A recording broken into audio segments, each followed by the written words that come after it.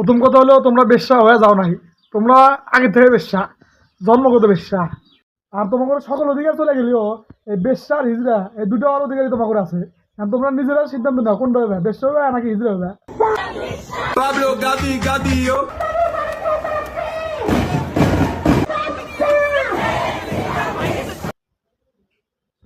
এরা দেখি অর্ধেকটি ছেলে, এগুলাই তাহলে হলো বেশি ছাড়া পুরুষ। হিজড়া নারী যা আছে সব ইনক্লুড এর মধ্যে।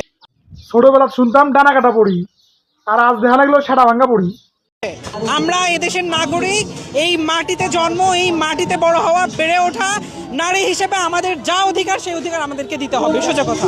পুরুষতান্ত্রিক সমাজ অনুযায়ী পুরুষরা সবসময় হচ্ছে তাদের ব্যাটাগিরিটা বলে যেটাকে, সেটা হচ্ছে সবসময় চাপায় দিতে চায়। আমি আমার অধিকারের কথা তুললাম, আমাকে থাপ্পড় মেরে চাপায় দিল। এদেরকে শাস্তি হিসেবে বুরকা পরে পুরো শাহবাগ ঘোরানো হোক।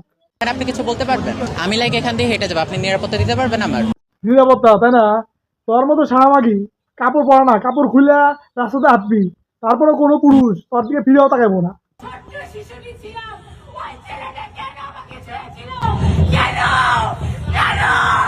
জানি না।